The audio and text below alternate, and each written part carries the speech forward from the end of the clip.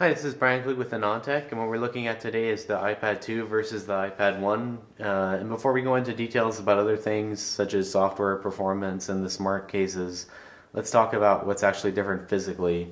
So probably the most notable physical change is the change in the back shape and thickness. So of course this is the iPad 1, this is the iPad 2. So you can see the iPad 1 sort of has a curve that extends all the way across the entire back surface, whereas the iPad 2 is flat across the back with a curve at the very edge. So as a result, that and other things also make it look much thinner. So the iPad 2 is of course this one, this is the iPad 1. So it's kind of hard to show there because of course the thickest part of the iPad 1 is right in the middle. But if we swap things around, you can sort of see how different the thickness is and the shape. So things like the headphone jack used to be totally flat on the iPad 1, like this. Of course the button, so on the iPad 2 now it's curved, so you get a little bit that sticks out. Button, of course, is curved as well. Left side is the same, right side is almost the same. Of course the difference here is that, again, these buttons that used to be flat are now curved, and there's a little bit of a depression in the middle here too, so it makes for some better finger placement when you're actually trying to find them. And at the bottom, one of the interesting changes is just how different the dock connector feels now. So originally the iPad 1 was criticized for having too stiff of a dock connector. Of course this one's loosened up since I've been using it, but I think it's valid that originally it was really stiff. So I think Apple has overcorrected in the other direction now. And the dock connector is now a little bit too loose on the new iPad. So if you put this in, you get, as a result of this curve, a little bit that sticks out at the back, which is, you know, not too big of a problem. It's just like the iPod Touch, but there it is. And on the front, it's totally flush. But the problem is that really there isn't as much resistance to yanking this thing out as there used to be. I don't know if you can hear it, but there's definitely less of a click from where these little notches dig into the side. So it goes in about halfway. Of course, also at the bottom, the change is that the speaker used to be here at the very bottom.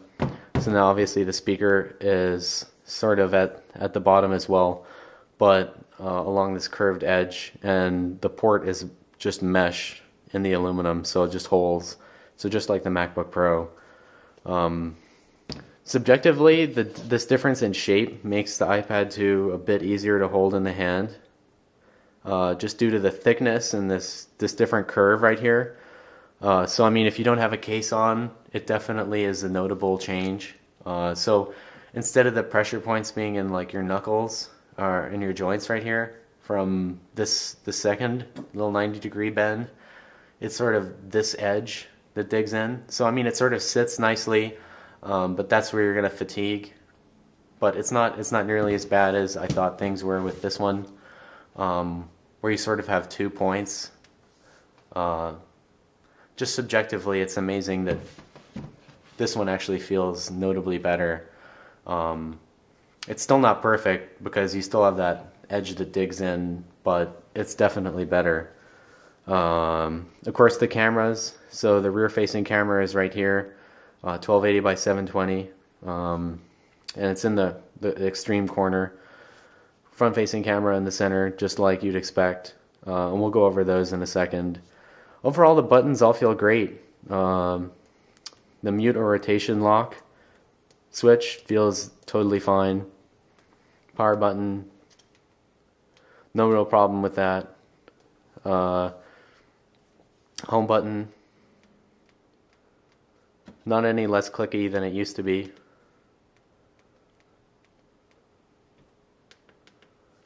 So yeah, I think that pretty much wraps up our physical changes. Thickness is the big story here. So now let's talk about probably the biggest change, which is of course the addition of cameras. So as noted, the front-facing camera is just VGA. The back-facing camera is 1280 by 720. So there's a camera app now right on the desktop. Interface is basically how it was on every iPhone.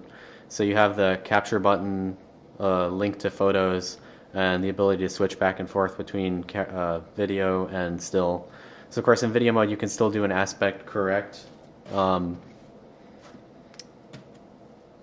size if you double tap. So this is actually the full resolution of the back camera, which is of course 1280 by 720, just like the iPod Touch. And you can of course switch around to the front for video as well, just like this, and for stills. We switch back to the back. So capture is pretty fast. If you actually take some photos, you can go pretty fast, which is really nice. Of course, that's not too impressive considering the resolution is just 960 by 720, but still. And of course, video capture works just the same way as the iPhone. So you get a amount of time that you've been capturing. One of the interesting things is that because the microphone is right here, which you can't really see too well, the result is that if you go to hold it like this, initially you could be holding it in a position that actually blocks the microphone. So that requires a little bit of thought. So you just have to position your hands a little bit lower. In portrait mode it isn't too big of a deal because it's at the top. So that's how they obviously want you to do FaceTime. My big annoyance is that when you're actually capturing stills, this bar moves. So if you go to vertical, it's at the bottom. If you go to landscape, it's still at the bottom. So that's not how things work at all on the iPhone. On the iPhone, it stays always at the right. So it would be over here, regardless of where you are. So as a result, when you go to actually capture things in landscape, you either need to move your thumb all the way to the fullest extent of its stretching and capture, or just remove the hand and then tap. And of course, see, when you do that, sometimes I put my thumb over the other part. So I mean, that's just kind of a pain because it would make more sense to leave the button over here so that I could just tap with my thumb, and then I have less shake because I'm holding the thing in a firmer stance. So that's really puzzling to me. And then it gets, of course, the same thing applies in portrait when you're doing this. You need to use your thumb at the bottom here. So I'm not sure what the deal is there. It just doesn't make much sense.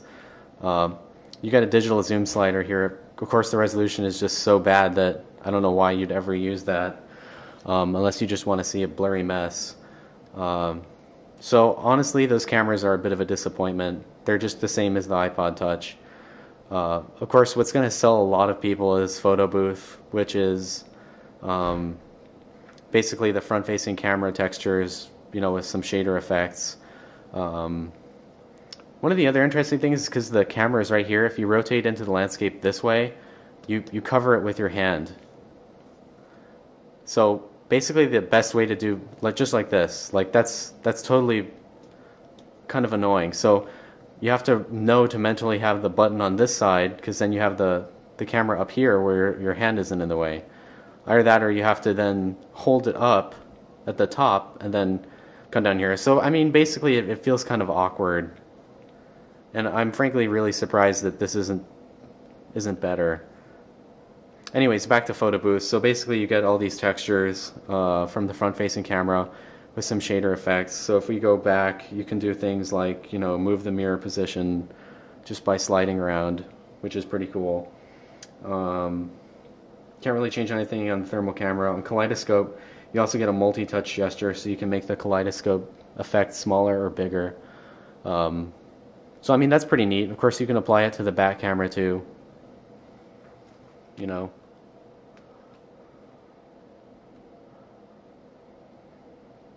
we're on the back camera, so we switch around to the front. So I mean, these are just things that are going to sell a ton, or at least sell people on the cool factor. I mean, and it works just like Photo Booth on the Mac. So it's got landscape and portrait. So I mean, those are pretty cool, but I mean, you shouldn't be impressed with how fast this is running, because again, it's just some simple shader effects on a relatively small texture. So I think that wraps up the cameras other than FaceTime. I'm not going to show FaceTime entirely, but basically this works just like FaceTime on, it looks like the interface for FaceTime on the desktop. So you get contacts that you can call, recents, you know, works just the same. Oops, I'm calling Vivek. Well, let's see if he answers.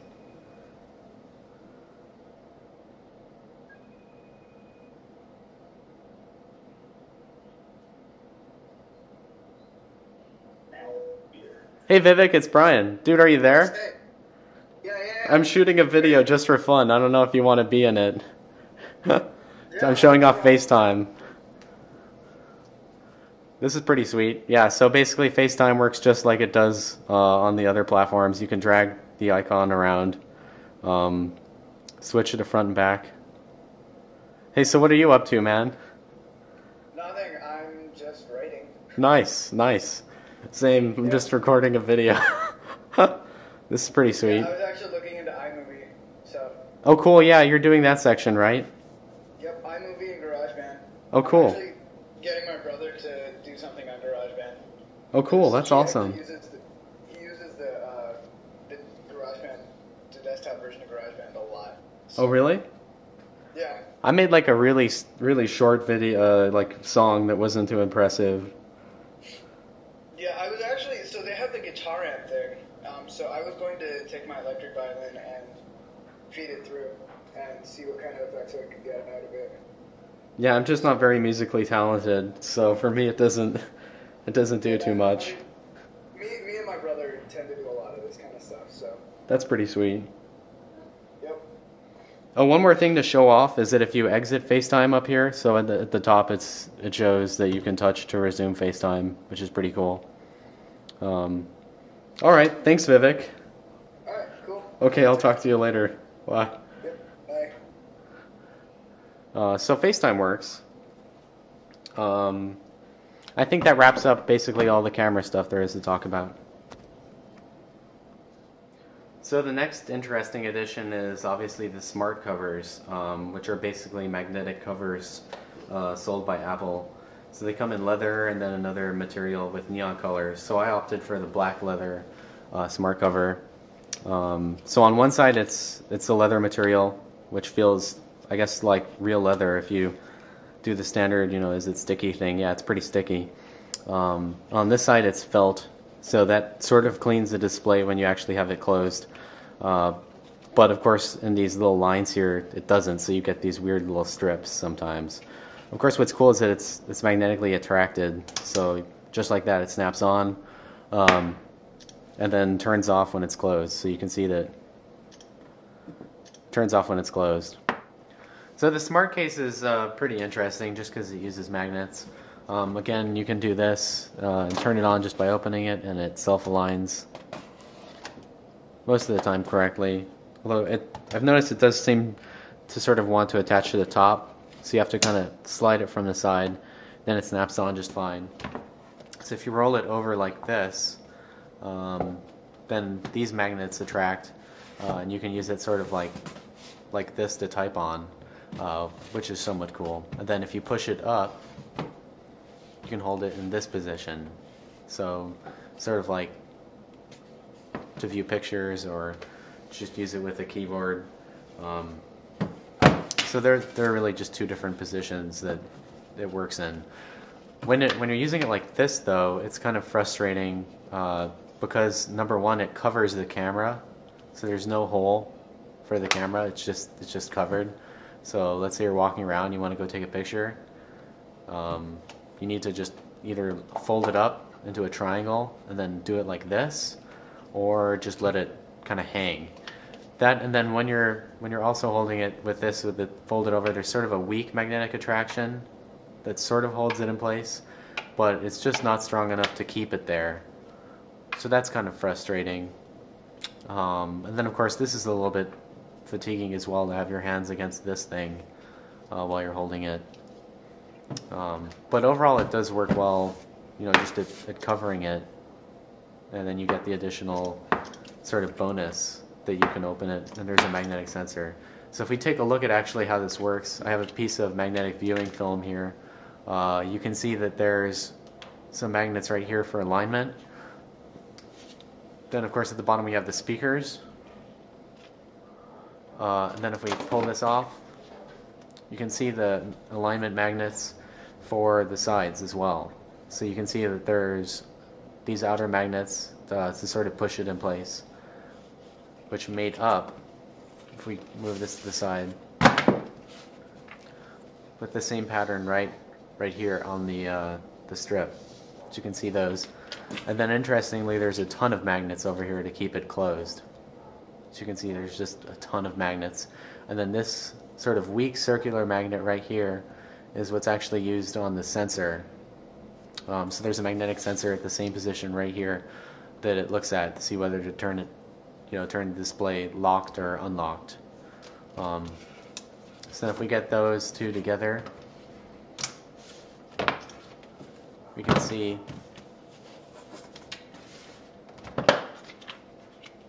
again that those line up to hold it in place, and then when it's closed, just like that. Of course, if you have a very powerful neodymium cube magnet like this one, you can also sort of trick the sensor into turning on and off, which is a little bit annoying. So of course the sensor is over here.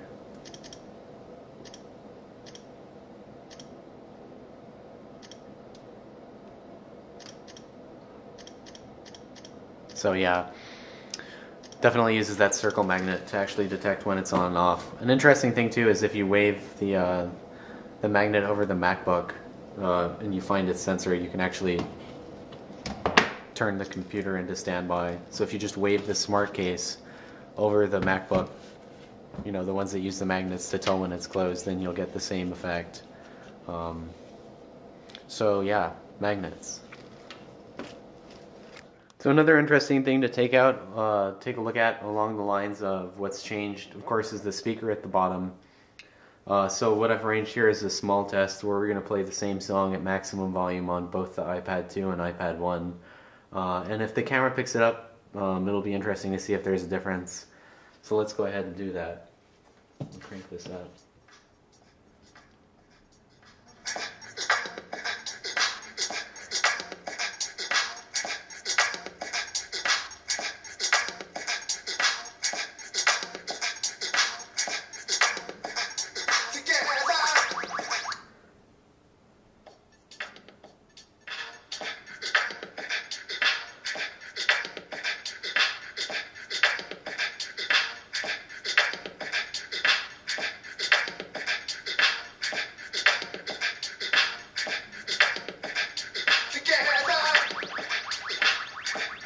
So I mean, I think it's pretty close. Let's see if we flip this one over and expose the speaker if it's any different.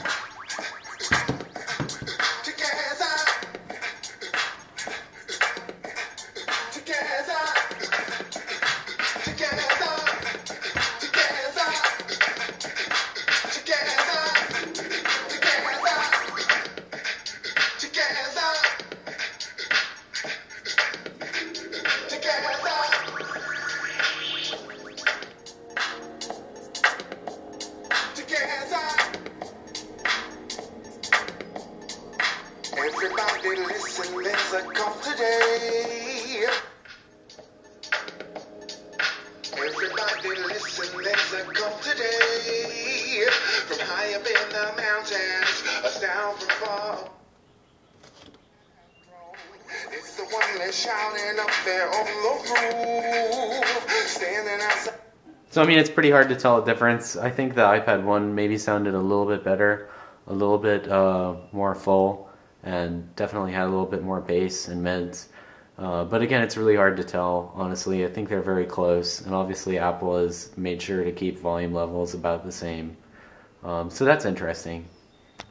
So of course the other big notable improvement is a huge speed increase. So from 256 megabytes of RAM to 512, and also the move from a 1 gigahertz Cortex A8 to a dual-core Cortex A9, both running at 1 gigahertz. So on what I'm going to show here is how fast it is at loading pages. So both Both iPads are connected to an 802.11n network, have had the cache cleared, and we're just going to load the AnandTech homepage. So if we hit go at the same time,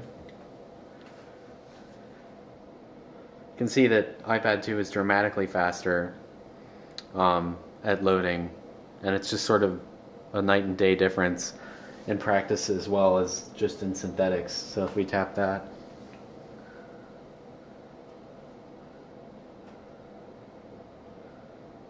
so this is a little bit closer there.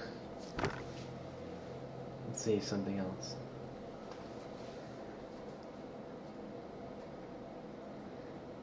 Another big difference there with the iPad 2 easily destroying the iPad 1.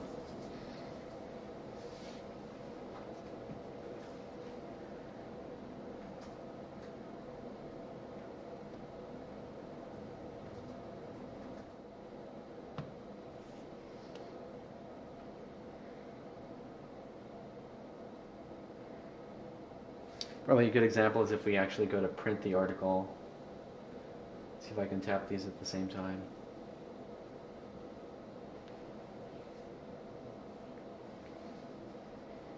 So yeah, that was just a huge difference there.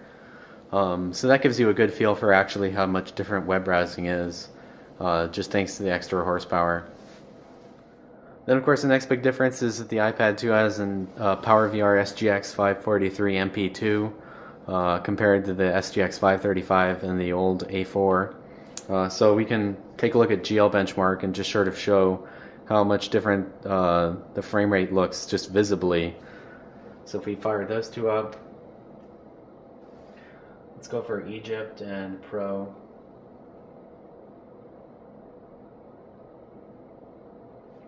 Start.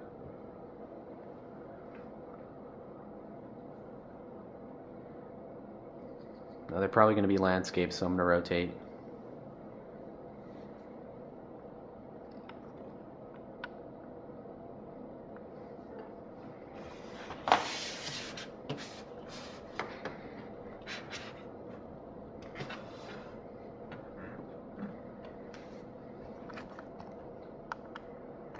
So you can see there's just like a night and day difference here, where literally if this was a game, the iPad 1 is absolutely unplayable, and the iPad 2 is completely fluid.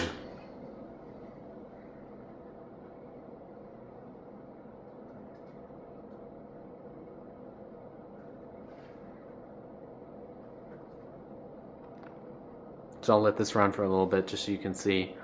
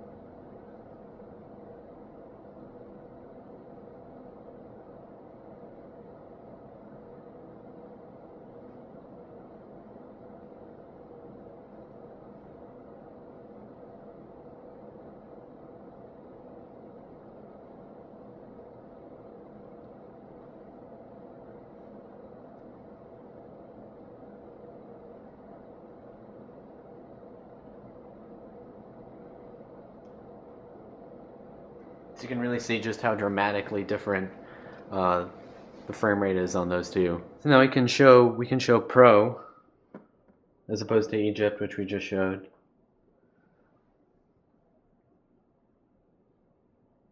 So again, here there's just a dramatic difference in frame rate.